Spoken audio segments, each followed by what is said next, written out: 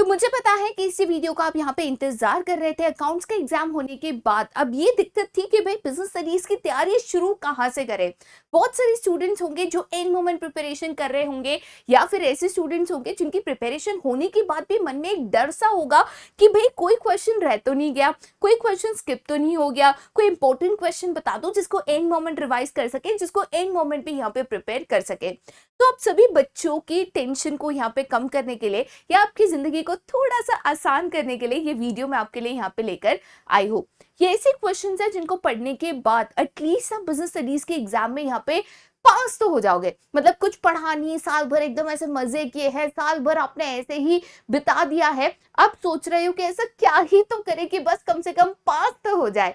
तो ये वीडियो आपके लिए भी है। और बाकी बच्चे जो यहाँ पे शुरुआत से पढ़ते आ रहे हैं, शुरुआत से सिंसियरिटी दिखा रहे हैं, वो बच्चे अगर चाहते हैं ये जानना कि एंड मोमेंट कौन से क्वेश्चन है जो बिल्कुल मिस नहीं करने हैं, जिसको दोबारा रिवाइज करना है, जो इंपॉर्टेंट है, आपके लिए भी ये वीडियो यहाँ पे है। इस वीडियो में हम चैप्टर वाइज इंपॉर्टेंट क्वेश्चंस आपको बताएंगे। ऐसा नहीं है मैं सारे क्वेश्चंस डाल दूंगी फिर बोल दूंगी ये तो है इंपॉर्टेंट क्वेश्चंस, पेपर तो इसी में से आएगा। ऐसा नहीं है, ठीक है। सारे क्वेश्चन से सारे टॉपिक्स मैंने इसमें नहीं डाले हैं। प्रीवियस पेपर्स, सैम्पल पेपर्स, इन सब का एनालिसिस करके जो रिपीटेटिव क्वेश्चंस है, जो एग्जाम में आने की बहुत ज्यादा चांसेस है, ऐसे क्वेश्चंस इस वीडियो में यहाँ पे डाले हुए हैं। एक दिन है आपके पास, ठीक है, एक दिन में ये क्वेश्चंस कर लो। उसके बाद भाई मैं आपके लिए मैराथन तो लेकर आ रही हूँ 25 तारीख को। मैराथन में वैसे भी हम सारे क्वेश्चन सॉल्व करेंगे। आज इंपॉर्टेंट टॉपिक्स देख लो, फिर उसके ऊपर क्वेश्चन, केस स्टडीज, एमसीक्यू सब कुछ करा दूंगी। तो 27 तारीख के पेपर के लिए फुल ऑन यहाँ पे सेटल लाइफ होगी। ओके चलिए, तो यहाँ पे बिना ज्यादा टाइम आपका लिए हम जाते हैं सबसे पहले हमारे इंपॉर्टेंट क्वेश्चंस के ऊपर। अगर मैं यहाँ पे चैप्टर नंबर 1 की बात करूं, जैसे मैंने कहा कि हम चैप्टर वाइज इंपॉर्टेंट टॉपिक्स या तो क्वेश्चंस को यहाँ पे डिस्कस करेंगे। सबसे पहले अगर मैं चैप्टर नंबर 1 की बात करूं, ठीक है, जो कि है nature and significance of management, तो उसमें सबसे पहला जो इंपॉर्टेंट क्वेश्चन है जो आपको यहाँ पे करना चाहिए वो है इंपॉर्टेंस ऑफ मैनेजमेंट। अच्छा, इसको इंपॉर्टेंस के बदले एग्जाम में थोड़ा सा ट्विस्ट लाने के लिए इसको सिग्निफिकेंस के तौर पे भी पूछा जा सकता है, तो याद रखना है ये वन एंड द सेम है। Question most of the times मैंने देखा है प्रीवियस पेपर एनालिसिस में कि मोस्ट ऑफ द टाइम्स ये केस स्टडी के तौर पे भी यहाँ पे पूछा गया है। मतलब आपको केस स्टडी देंगे और आपको पूछेंगे in the above case some of the significance of management are highlighted, identify and explain them. तो इसमें कुछ इंपॉर्टेंस हाईलाइटेड है, उसको पहचानो और उसको एक्सप्लेन करो। अब आप बोलोगे मैम इंपॉर्टेंस ठीक है, आइडेंटिफाई कैसे करे? अरे मैराथन में केस स्टडीज कराऊंगी, उसमें आइडेंटिफिकेशन कैसे करना है, एक्सप्लेन कैसे करना है, सिखा दूंगी, ठीक है। उसके बाद अगर हम नेक्स्ट क्वेश्चन के ऊपर या नेक्स्ट टॉपिक के ऊपर जाते हैं तो that is levels of management. Levels of management के साथ साथ उसके फंक्शंस भी करना है, वरना बोलो कि मैम 3 ही तो लेवल है, हमें तो याद है टॉप, मिडिल, लोअर। अरे रुको भाई, इसमें लेवल के साथ साथ उसके फंक्शंस भी करके जाने हैं कि टॉप लेवल है, अगर आपने आइडेंटिफाई करा टॉप लेवल मैनेजमेंट पे ये व्यक्ति काम कर रहा है तो उसके कुछ 4 फंक्शंस बता दो, 3 फंक्शंस बता दो। तो फंक्शंस भी बताने वाला क्वेश्चन आता है, तो उसके फंक्शंस भी साथों साथ आपको करने हैं। रीड थ्रू कर लेना, जरूरी नहीं है कि 12 फंक्शन है तो 12 याद रखो, 3 से 4 फंक्शन हर एक लेवल के याद रख लेना, काफी हो जाता है, ठीक है।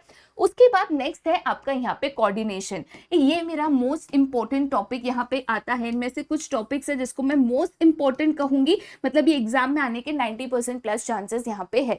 कोऑर्डिनेशन के ऊपर मोस्ट ऑफ द टाइम्स यहाँ पे केस स्टडी देखी गई है, तो आप एक्सपेक्ट कर सकते हो कि कोऑर्डिनेशन के ऊपर 3 या तो 4 मार्क्स की यहाँ पे केस स्टडी आएगी, ठीक है। कि आइडेंटिफाई कौन सा कंसेप्ट है, तो आपको आइडेंटिफाई करना है ये कोऑर्डिनेशन है, फिर उसके कुछ इंपॉर्टेंस बताओ, उसके कुछ फीचर्स बताओ। कोऑर्डिनेशन के ऊपर केस स्टडी आप यहाँ पे एक्सपेक्ट कर सकते हो, ठीक है। उसके बाद अगर हम जाते हैं टू द नेक्स्ट चैप्टर, जैसे मैंने वादा किया था सारे क्वेश्चंस नहीं डाल रही हूँ, ठीक है, कुछ ही क्वेश्चंस यहाँ पे डाल रही हूँ। उसके बाद अगर हम जाते हैं to the next chapter principles of management, तो इसमें तो मैं कह के थक गई हूँ कि इसमें 2 महारथी क्वेश्चंस है जो आप एग्जाम में यहाँ पे एक्सपेक्ट कर सकते हो, that is Fayol's 14 principle and scientific techniques of management. यहाँ पे मोस्ट ऑफ द केसेस में इसके ऊपर डायरेक्ट क्वेश्चन आता है, ठीक है, डायरेक्ट क्वेश्चन मतलब केस स्टडी नहीं आता है, ब्रीफ क्वेश्चन आता है। 4 या तो 6 मार्क्स के लिए क्वेश्चन आप यहाँ पे एक्सपेक्ट कर सकते हो। मोस्ट ऑफ द केसेस में मतलब ऐसे 90% चांसेस है कि दोनों ऑप्शन में आ सकता है कि भाई 14 प्रिंसिपल्स आएंगे या तो टेक्निक्स, दोनों में से एक अटेम्प्ट करो। But on a safer side में कहूंगी ये दोनों क्वेश्चन जो है आपको फॉर श्योर करके जाना है। 4 या 6 मार्क का क्वेश्चन आएगा, उसका मार्क्स तो आपका पक्का है। जनरली एग्जाम में क्वेश्चन किस तरीके से आता है, तो आपको बोल देंगे कि चलो ये प्रिंसिपल नंबर 1 है, 2 है, 3 है और ये 4 है, तो ये चारों प्रिंसिपल आपको बताए हैं, ये चारों को आप एक्सप्लेन करो, तो ये 4 मार्क का क्वेश्चन यहाँ पे आ जाएगा। ठीक है, तो इस तरीके का ब्रीफ क्वेश्चन आप 14 प्रिंसिपल्स या तो साइंटिफिक टेक्निक्स ऑफ मैनेजमेंट में से एक्सपेक्ट कर सकते हो। दोनों भी आता है, ऑप्शनल के तौर पे दिस और दिस आता है। ठीक है, उसके बाद अगर हम चैप्टर नंबर 3 पे जाते हैं, जो कि है आपका यहाँ पे बिजनेस एनवायरनमेंट, बहुत ही छोटा सा चैप्टर है।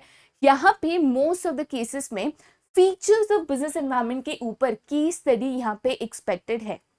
ठीक है, अगर मैं कह रही हूँ कि इसके ऊपर मोस्ट ऑफ द केसेस में की स्टडी यहाँ पे एक्सपेक्टेड है, बट मैं हमेशा से मानते आई हूँ कि dimensions of business environment is an equally important topic, तो इसको भी आपको यहाँ पे करके जाना है। डायमेंशंस याद रखने के लिए बहुत ही सिंपल सा शॉर्ट फॉर्म में आपको ऑलरेडी बता चुकी हूँ, आप इसको यहाँ पे इस्तेमाल करके डायमेंशंस को याद रख सकते हो। बट डायमेंशंस को याद रखने के अलावा उसको केस स्टडी में पहचान पाना भी यहाँ पे इंपॉर्टेंट है।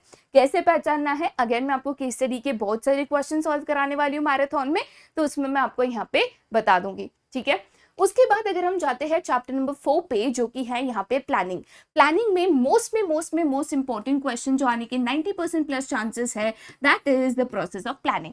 केस स्टडी के तौर पे भी आ सकता है, डायरेक्ट भी आ सकता है। केस स्टडी में ऐसा आता है कि यहाँ पे प्लानिंग प्रोसेस का कुछ स्टेप्स यहाँ पे गिवन है, स्टेप्स को आइडेंटिफाई करो और एक्सप्लेन करो। काफी बार यहाँ पे पूरा प्रोसेस नहीं आता, in most of the cases 3 step given है तो बोलते हैं ये 3 स्टेप आइडेंटिफाई करो, उसको एक्सप्लेन करो। बहुत बार ऐसे होता है कि आपको बोलते हैं प्लानिंग का एक स्टेप इसमें गिवन है, उसके आगे के स्टेप्स बताओ। तो पूरा प्रोसेस इंपॉर्टेंट है, सीक्वेंस ऑफ प्रोसेस यहाँ पे इंपॉर्टेंट है, इसके पहले के बताओ, इसके बाद के बताओ, ऐसे क्वेश्चन यहाँ पे प्लानिंग प्रोसेस से आप एक्सपेक्ट कर सकते हो। 90% प्लस चांसेस यहाँ पे है। उसके अलावा limitations and types of plans यहाँ पे इंपॉर्टेंट है केस स्टडी के लिए। ठीक है, लिमिटेशंस पे डायरेक्ट क्वेश्चन भी आ सकता है कि भाई प्लानिंग के यहाँ पे ये लिमिटेशंस है, इनको आप यहाँ पे एक्सप्लेन करो, या फिर इसके ऊपर केस स्टडी आएगा। अगर मैं यहाँ पे टाइप्स ऑफ प्लान्स की भी बात करूँ तो इसके ऊपर भी मोस्ट ऑफ द केसेस में केस स्टडी यहाँ पे इंपॉर्टेंट है। केस स्टडी के तौर पे ये क्वेश्चन यहाँ पे पूछा जा सकता है। मुझे पता है कि सबसे ज्यादा दिक्कत इसी में आती है, टाइप्स ऑफ प्लान्स को याद रखने में या आइडेंटिफाई करने में। इसके कुछ ट्रिक्स होते हैं, वो ट्रिक्स या कीवर्ड्स होते हैं, उसको मैं आपको मैराथन में अगेन यहाँ पे करा दूंगी, सो दैट प्लान्स को आइडेंटिफाई करना अगर उसके ऊपर केस स्टडी आता है आसान हो जाए। ठीक है, नेक्स्ट के ऊपर हम जाते हैं, जो कि है आपका chapter number 5 and that is organising. Organising की अगर बात करूं तो सबसे पहले जो 2 डिफरेंसेस है, मतलब functional structure and divisional structure, formal and informal organisation, इसके ऊपर 90% चांसेस है कि स्टडी आप एक्सपेक्ट कर सकते हो, अगेन 4 to 6 मार्क्स के लिए। ठीक है, केस स्टडी कैसे आता है कि इधर एक कंसेप्ट गिवन है या तो एक स्ट्रक्चर गिवन है, आइडेंटिफाई करो, फंक्शनल होगा या डिविजनल होगा या फॉर्मल होगा या इनफॉर्मल होगा, उसके मेरिट्स बताओ, उसके लिमिटेशन बताओ, एनी 2 मेरिट्स एनी 2 लिमिटेशन। तो आपको ये स्ट्रक्चर को आइडेंटिफाई करना आना चाहिए, साथ ही साथ इसकी जो मेरिट्स एंड लिमिटेशंस है, कम से कम 3 मेरिट्स एंड 3 लिमिटेशंस जो है यहाँ पे लर्न करके जाना, मिनिमम 3। ठीक है, क्योंकि ये 4 मार्क्स के लिए ज्यादातर एक्सपेक्टेड होता है, तो आपको आइडेंटिफाई करोगे 1 मार्क मिलेगा, 3 लिमिटेशंस लिखने हैं या 3 मेरिट्स लिखने हैं या 2 मेरिट 2 लिमिटेशन लिखने हैं, तो 6 मार्क्स उस तरीके से बन सकता है। तो इसके लिए इसके मेरिट्स एंड लिमिटेशंस करना इंपॉर्टेंट है, राइट। उसके बाद नेक्स्ट जो आप एक्सपेक्ट कर सकते हो वो डिसेंट्रलाइजेशन टॉपिक पे है। Again this is a very important topic. Again ये केस स्टडी के तौर पे आप यहाँ पे एक्सपेक्ट कर सकते हो कि भाई आप कंसेप्ट को आइडेंटिफाई करो, आप आइडेंटिफाई करोगे डिसेंट्रलाइजेशन, फिर उसकी जो इंपॉर्टेंस है आप इसको यहाँ पे बताओ, any 4 points of importance, any 3 points of importance यहाँ पे आ सकता है। डेलीगेशन वर्सेस डिसेंट्रलाइजेशन एक बार रीड थ्रू कर लेना, डिस्टिंग्विश आने के कम चांसेस है डेलीगेशन वर्सेस डिसेंट्रलाइजेशन के, बट डेलीगेशन डिसेंट्रलाइजेशन में कंफ्यूजन नहीं होना चाहिए। ठीक है, चलिए आगे जाते हैं टू द नेक्स्ट, जो कि है चैप्टर नंबर 6 स्टाफिंग। स्टाफिंग में बहुत बहुत सारे क्वेश्चंस है, और अगर आप थोड़ा सा प्रीवियस ईयर पेपर्स या अगर आपने सैम्पल पेपर्स वगैरह सॉल्व करा है तो आप देखोगे कि इसमें से अलग अलग जगह से हर टाइम पे यहाँ पे क्वेश्चंस आता है। तो प्रेडिक्ट करना कि स्टाफिंग में कहाँ से क्वेश्चन आएगा थोड़ा सा डिफिकल्ट होता है, बट फिर भी आपकी जिंदगी थोड़ी सी आसान बनाना यही हमारा काम है। इसके लिए कुछ इंपॉर्टेंट टॉपिक्स है और किस तरीके के क्वेश्चंस आते हैं ये मैं आपको बता देती हूँ, ठीक है। सबसे पहले जो एक्सपेक्टेड क्वेश्चन है वो इंटरनल एंड एक्सटर्नल सोर्सेस पे है। किस तरीके का क्वेश्चन आता है, केस स्टडी आएगा, आपको पूछेंगे कौन सा सोर्स ऑफ रिक्रूटमेंट है। इंटरनल एंड एक्सटर्नल दोनों भी हो सकता है, ओनली इंटरनल भी हो सकता है, ओनली एक्सटर्नल भी हो सकता है। मेरिट्स और लिमिटेशंस बता दो, ठीक है। तो इंटरनल सोर्सेस का मेरिट्स लिमिटेशंस, एक्सटर्नल सोर्सेस का मेरिट लिमिटेशन आपको करना है। बहुत ही छोटा सा सिंपल क्वेश्चन है। उसके बाद जो मेरे लिए बहुत ही इंपॉर्टेंट क्वेश्चन जिसको मैं यहाँ पे मानती हूँ, that is the sources of external recruitment. इसके ऊपर डायरेक्ट क्वेश्चन भी आ सकता है, केस स्टडी भी आ सकता है कि इसमें कुछ सोर्सेज ऑफ रिक्रूटमेंट या external sources of recruitment given है, आइडेंटिफाई एंड एक्सप्लेन करिए। उसके बाद जो सिलेक्शन प्रोसेस है, ये बहुत इंपॉर्टेंट क्वेश्चन है। सिलेक्शन प्रोसेस में उसके जो सिलेक्शन टेस्ट है ये भी करना है, ठीक है। इसके ऊपर भी मैंने केस स्टडी देखी है प्रीवियस पेपर्स में कि कौन सा प्रोसेस है, आइडेंटिफाई एंड एक्सप्लेन करो। तो सिलेक्शन प्रोसेस है, उसको फिर आपको स्टेप वाइज एक्सप्लेन करना है। नेक्स्ट जो है that is training and its benefits, ठीक है। तो ट्रेनिंग आइडेंटिफाई करना है, उसके बेनिफिट्स को यहाँ पे लर्न करके जाना है। अगेन इसके 3 to 4 पॉइंट्स अगर आप करोगे तो इनफ है। जनरली मैं एक्सपेक्ट कर रही हूँ कि आएगा तो भी 4 मार्क का क्वेश्चन यहाँ पे आएगा, ठीक है। तो स्टाफिंग से मोटा मोटा अगर आप देखोगे इंटरनल एक्सटर्नल सोर्सेस और उसके मेरिट्स लिमिटेशंस तो बहुत आसान है। एक्सटर्नल सोर्सेस ऑफ रिक्रूटमेंट आपको करके जाना है, ट्रेनिंग एंड उसके बेनिफिट्स करके जाना है, साथ ही साथ सिलेक्शन प्रोसेस आपको करके जाना है सिलेक्शन टेस्ट के साथ। अलग से सिलेक्शन टेस्ट पे भी क्वेश्चन आ सकता है, बट मेरा मोस्ट इंपॉर्टेंट क्वेश्चन इसमें 2 रहेगा, external sources and training and its benefits. इन दोनों को परफेक्टली करके जाना है, ठीक है। उसके बाद अगर मैं नेक्स्ट चैप्टर पे जाती हूँ, directing, which is again a very huge chapter. Directing में से 2 हमेशा पेपर सेटर के मोस्ट फेवरेट क्वेश्चंस रहे हैं। एक है आपका यहाँ पे financial and non financial incentive. मेरा मोस्ट इंपॉर्टेंट क्वेश्चन में ये आ जाएगा, 90% एंड अबाव इसके चांसेस यहाँ पे है। केस स्टडी के फॉर्म में भी आ सकता है, डायरेक्ट फॉर्म में भी आ सकता है, केस स्टडी या डायरेक्ट दोनों में आ सकता है।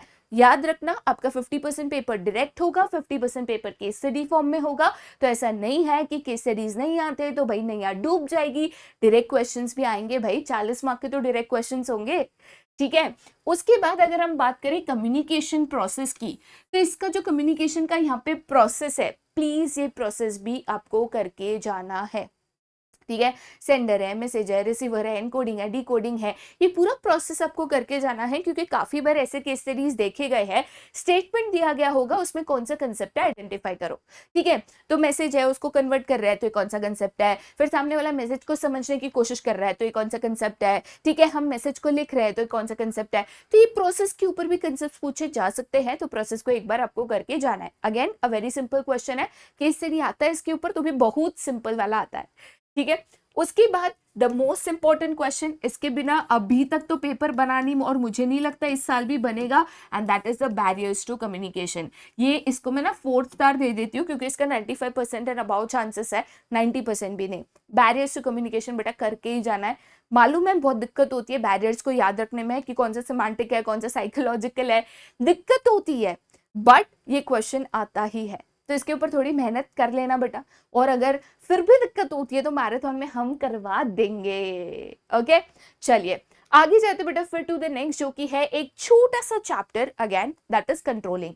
कंट्रोलिंग की बात करें तो one of the most favourite question of the paper setter is the process of controlling, ठीक है। और ये प्रोसेस में जो आपके टेक्निक्स है that is critical path method,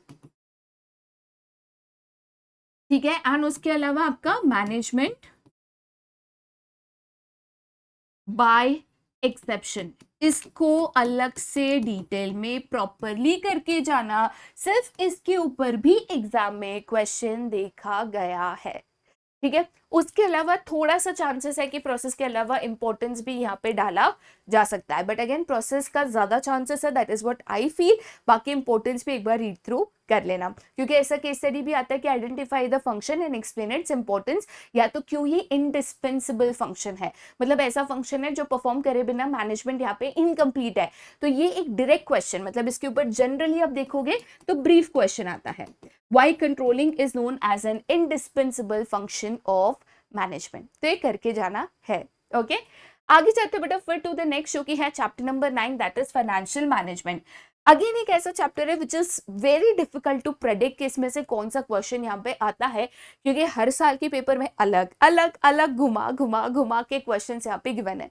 ठीक है, तो इसको थोड़ा सा डिटेल में करना जरूरी है, क्योंकि इसके ऊपर घुमा फिरा के अलग अलग क्वेश्चंस आते हैं। One of the most important chapter of the subject यहाँ पे माना जाता है इसके वजह से।